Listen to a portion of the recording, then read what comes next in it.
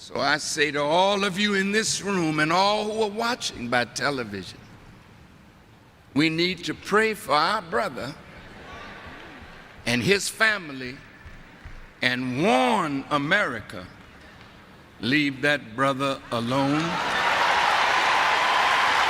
President of the United States, I suggest to you that the people that looked at him and saw his brilliance, saw that that brilliance could be used for a purpose that was not our agenda. Now, I'm closing now.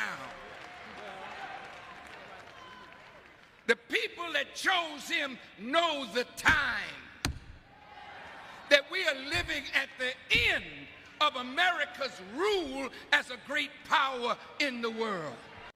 So I say to all of you in this room and all who are watching by television, we need to pray for our brother and his family and warn America, leave that brother alone.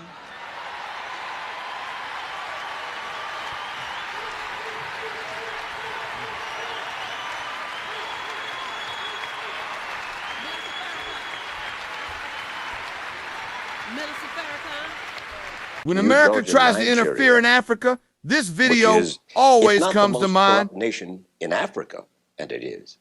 It could be the most corrupt nation in the world, Minister Farrakhan. Oh, now, Mr. Wallace. It is the most corrupt nation that I have ever covered. I've been there 25 years ago, and I've been there as recently as last year. Fine.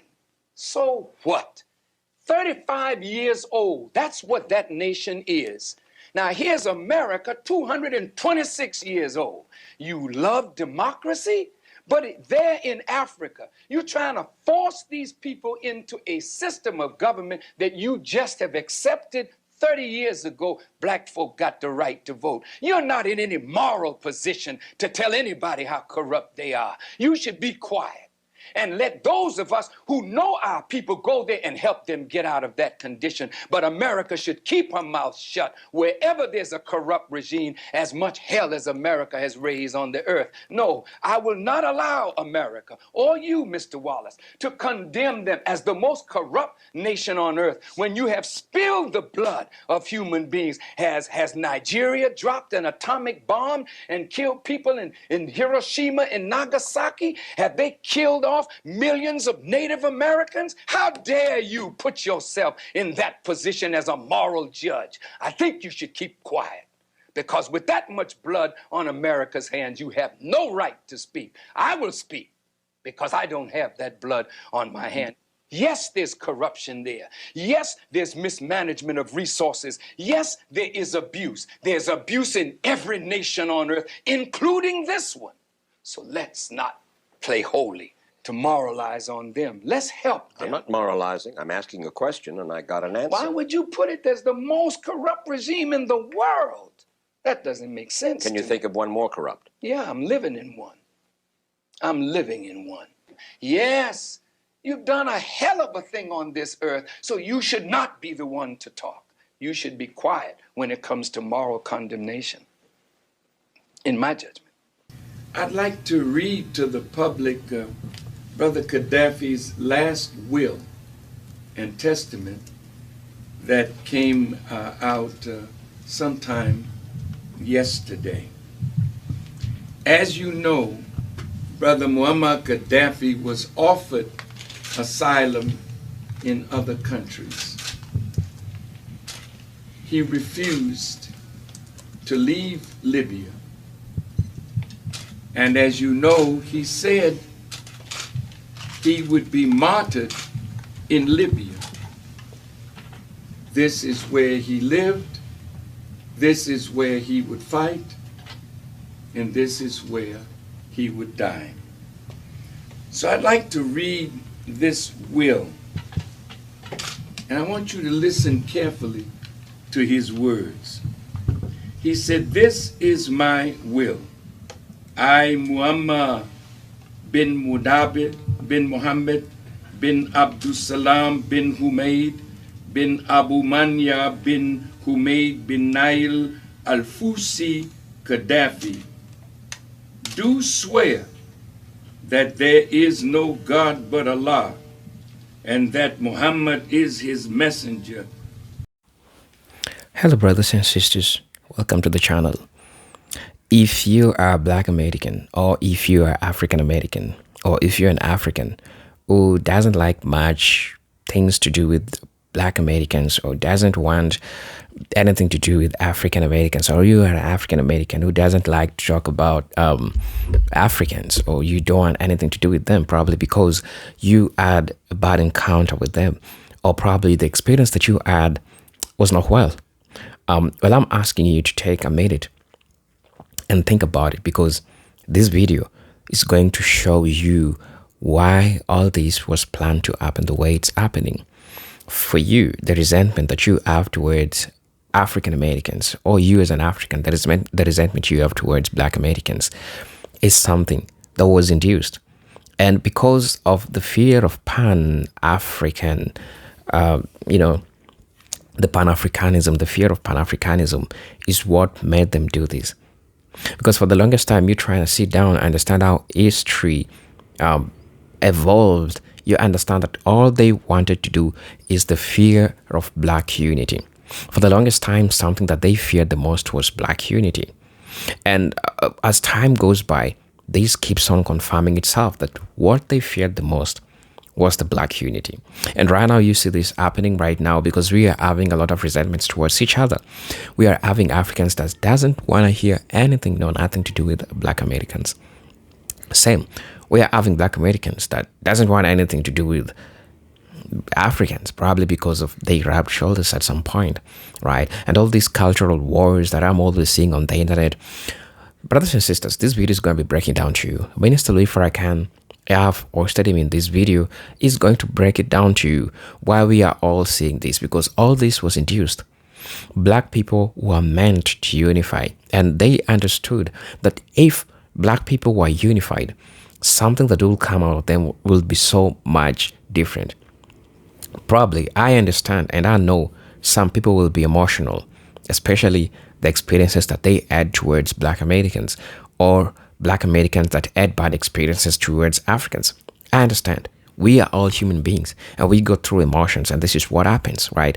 But this is just what I want you to understand. I want you to understand that all these things that you see are happening were induced. It was meant to happen that way. And that's why they wanted you to go against the Black Americans. That's why they wanted you to go against an African.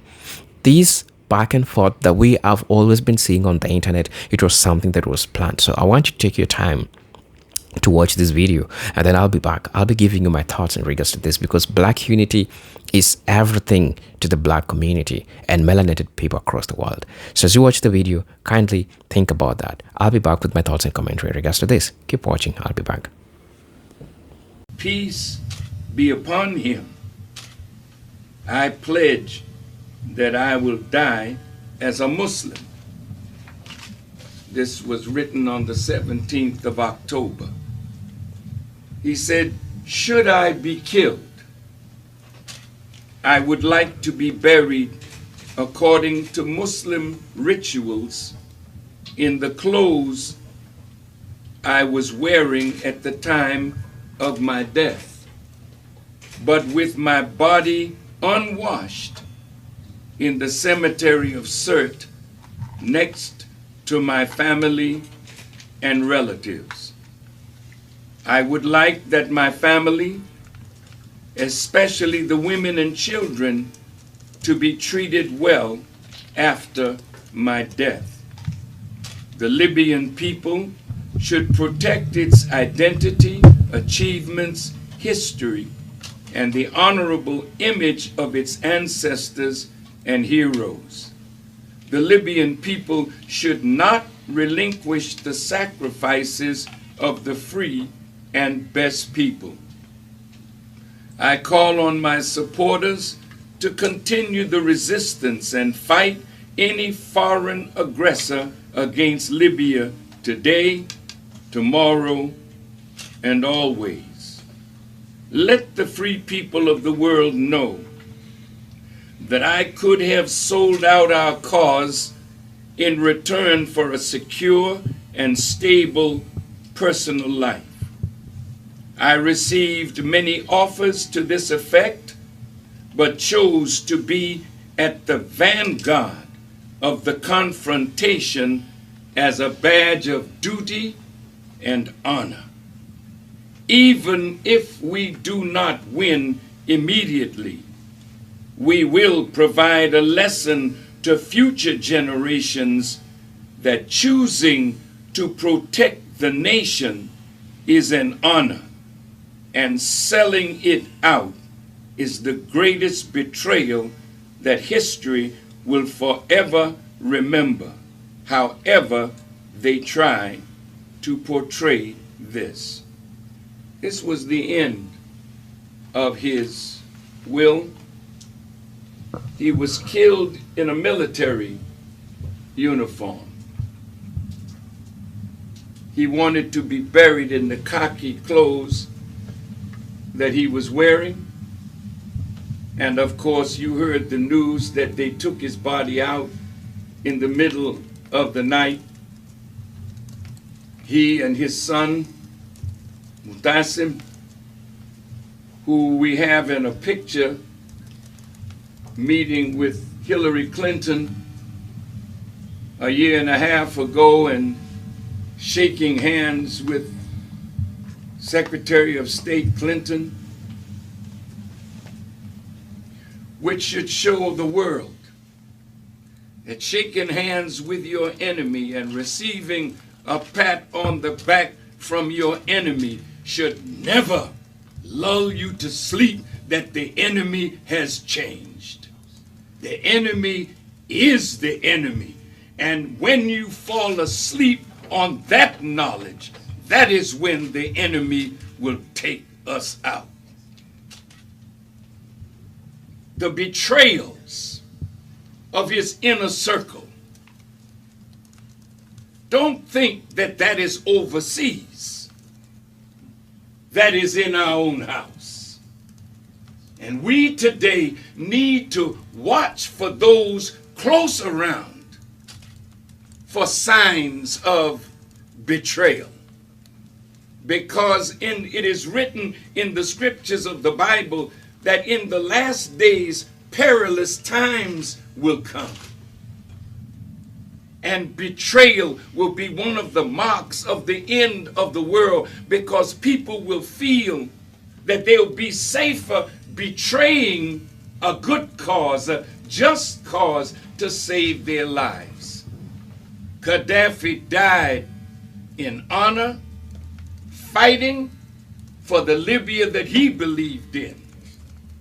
They would never have won if NATO was not bombing day in and day out. Brother Ali Baghdadi, that is a writer and a great Arab writer, said they bombed Libya back to the Stone Age. We were in Libya. We saw Libya being built from the ground up. We witnessed what this man did for the Libyan people. And for NATO to have bombed it like this, watch for Halliburton, watch for Bechtel, watch for the vultures of London, England, and France, and others trying to rebuild the infrastructure that they purposely destroyed, which is against international law. You went for humanitarian purposes, yet 50,000 Libyans lie dead because the West wanted access to the wealth of Libya. Now let me tell you what this man did. Did he kill people? Well, hell, did our president kill people? Talk back to me. Yes. You have made your president an assassin.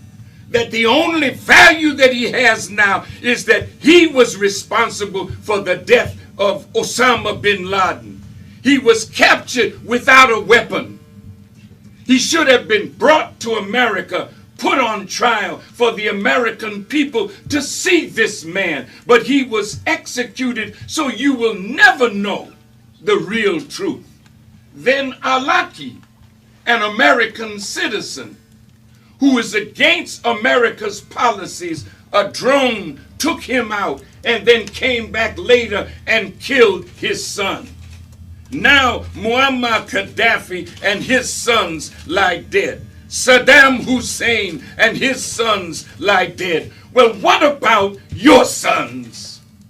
They're dying in Iraq on the basis of a lie. They're dying in Afghanistan on the basis of a lie. And now drones are in Pakistan, drones in Somalia, drones in Yemen. When will it stop? America, do you think that you can get away with this? If it's time for another commercial, then you go on and take the commercial. I'm just warming up. Yes, all right. Thank you, Brother Minister. Brother Minister. Think about the horror of the transatlantic slave trade. Being stuck in the holds of ships for months, laying in our own urine and defecation. Some of us, if we got a chance, jumped overboard into the open mouths of sharks rather than come to America to be made slaves. And what they took out of Africa was the strongest in Africa. And when we got through the Middle Passage, those that died in the Middle Passage and those that survived were the strongest of the strong. We have been under the worst oppression that has been accorded to any human being in the annals of history, and here we are. You can still laugh and joke and smile and sing and dance, and when white folk look at you and see the power in your moves as you dance today, hip-hop culture spinning on your head, everything that you do, white folk trying to learn how to do it, and you're the teacher. That's right. White folk don't know how to play no drums. That's Africa. That's Africa in Cuba, Africa in Central America, Africa among the native people, Africa. Tell me something. How many of you would come and sit down and apologize to us for the transatlantic slave trade? You come now. Bring your wife and your children and tell us you're sorry for killing us, raping us, castrating us, and enslaving us, and making us chattel. Will you come and apologize? Our people can be like you. It ain't enough. See? If we tell you when you apologize it's not enough, oh, you trying to pimp us and hustle. No, reparation ain't pimping. Reparation is what we deserve for the pain and anguish that you have caused us to suffer. No, no, no. But you won't do that. You won't do justice by us. That's why judgment is on you now. That's why you can't live a day without another calamity, and they're not going to stop. It's going to get harder and harder because the God of justice has claimed us, Kyrie and Ye and Durant and Barkley and Shaq. We belong to God, not you. Don't try to use us against each other. If they want to talk to any of you, we'll go with you. You bring your rabbis. You bring your scholars. And I told him, when we look at our book that we wrote, we only quoted your scholars, your historians, your rabbis. So when they asked me to condemn our book, I said, oh, if it's all lies, I certainly will condemn it. But we only quoted your people. So when you come out and call everyone that we quoted a liar and an anti-Semite, all right, then I'll condemn the book. But you're not going to do that. When I told you at the end, I want to be your friend, that's why I'm sitting in your house, eating your food, and inviting you to my house, and we prepared food for you. I would like to get along with you. And so would Ye, and so would Kyrie. But you can't abuse them, because you promised them wealth and nearness to white power. How do you feel about reparations for African Americans? I think there's a strong moral case for reparations for Black Americans. I don't tell people that I'm going to do that because for two reasons. One is the reparations for systemic racism since the Civil War are now clearly illegal under the Harvard decision that was written by John Roberts and by judges that Trump appointed. So it's now off the table. You could do legally, it would probably pass constitutional muster to do reparations if you could directly trace your ancestry to slavery. And though that would pass constitutional muster, but then you would have to get Congress to appropriate the money, and that will never happen. So I don't tell people I'm going to do things that I know I can't do or I believe I can't do. I tell people I'm going to do things that I know I can do. And if you look at my program for restoring Black communities, the education system, but also getting capital into Black neighborhoods, to making sure that there's only 25 Black banks left in this country. What? Yep, 25 Black banks. There was hundreds of them. And they're all underfunded because the Fed does not give them money. So so if you live in a Black neighborhood, you're not going to get a home improvement loan. You're not going to get a business loan. And if you starve neighborhoods of capital, you're going to create crime waves. And that's what's happening in the Black communities. There's no equity left. They've systematically been stripped of equity. So people don't own houses, which means they can't borrow money, which means they can't start a business, which means even if they have an entrepreneurial impulse, they can't pursue it. They're not part of the American system because they do not have ownership. And that is systematic. And I could talk to you about that all night. My program is to get equity back into those communities, to get capital back into those communities, to get financial intelligence and information, in other words, accrued financial knowledge to the people so that they can start businesses. I've been doing this for 40 years. I've been on the board. My father started Bedford-Stuyvesant Restoration to restore economically one of the poorest neighborhoods in New York, Bedford-Stuyvesant. When he died, I took his place on the board, and it is a model community development corporation. We have brought all of the stores that were boarded up in that community. You had to go 75 blocks to go to shopping at a grocery store. Now we brought grocery stores to that community. The commerce in that community is exploding off the streets. We know how to do it. I know how to do it. And that is what I'm going to do as president. It's going to be one of my big focuses. And also fixing the education system so Black families have choice. We need to have charter schools where if the public school's not working for me, you go to another public school, which is a charter school. And you don't tell black family, yeah, your school doesn't work, it's broken. Just wait there 10 years till we'll fix it. It's not good enough. We need to give them choice.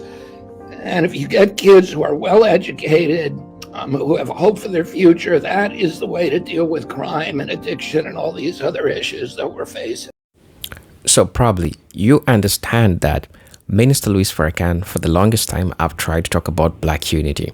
And he has tried to show the world the magnificent power that black people, melanated people across the world can be. Because understand that he has argues that the greatest obstacle to black advancement is the constant interference from Western powers, politically, socially, economically, spiritually. You understand that when he wants white Americans not to interfere with black Americans or African unity, he is speaking from a long historical pattern, because every time black communities grow independent, organized, or unified, some external force disrupts this process. And he points to examples such as the destruction of Black Wall Street, the destabilization of African countries through coup, and all suppression of Pan-African movements. The suppression of the Pan-African movement is something that has been there for the longest time, and this is how it has always been happening. They have been always trying to make sure that black people across the world not unify. His message is essentially that allow black people to shape their own destiny without sabotage. It is a call for sovereignty, mental, economic, and political. Now, Farrakhan has repeatedly said that black unity across America, across Africa, and the diaspora is seen as a threat to the Western geopolitical interests. A united Africa has the world's largest resources, youngest population, and immense economic potential. A united Black America has a vast cultural influence, voting power, and intellectual capital. And now understand the power that's here. This is why I want you to understand the summation of Africans and Black Americans. The vibrancy within the two, when they are just combined, shakes the world. And this is what white supremacy fears the most. They fear the black unity. They understand the power that is within the black unity. The black community itself, the melanated people across the world, they understand so well that if black people just unify, imagine Africans and Black Americans unifying, just the youths itself. I mean, let's leave alone the elder age. Let's just talk about the youths. Africans and Black Americans uniting, you know what's that's going to happen to the white supremacists? It's all going to be crumbling down. And brothers and sisters, this is what they fear the most. Because this group of people are showing high population growth rate. The youths, black youths are becoming so many. And you understand how this threatens all these things, right? Because a united Black America has a vast cultural influence, a voting power, and intellectual capital. Understand that if you combine these forces, you get a global black bloc capable of negotiating, resisting exploitation, and challenging Western dominance. Thus, when Minister Louis Farrakhan warns white Americans, he is highlighting a fear of global politics, because if black people globally unite, the Western elites lose their power to dictate the world's economic and political direction. And that's just the truth that we have to agree with. All these that are happening, we have to agree, because that's just the truth. Now, also again, the warnings of Minister Louis Farrakhan is not threatening violence, but is warning about the consequences of historical patterns. Western interference in the black world has already created cycles of instability, migration, poverty, and mistrust. because you understand everything that is happening in Sudan right now and all this crazy stuff that are going on today, we are all seeing them. And so this is just a warning that Mr. Louis Farrakhan tries to share with the black community.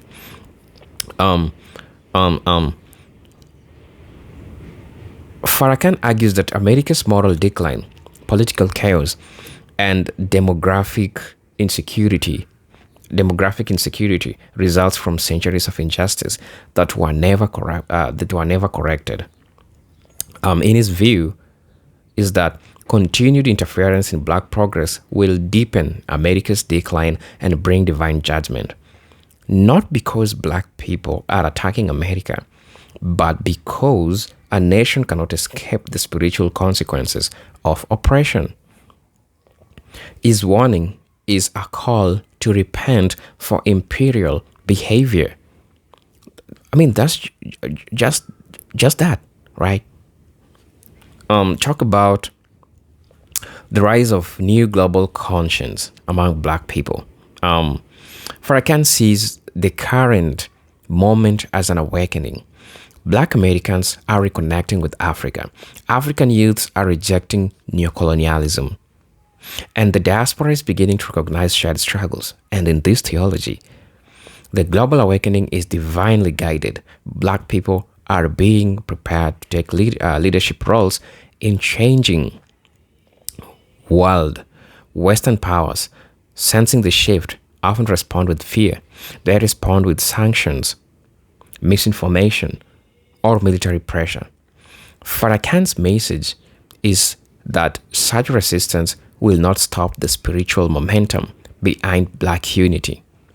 Instead, it will keep on exposing the moral weakness of nations that rely on control rather than cooperation.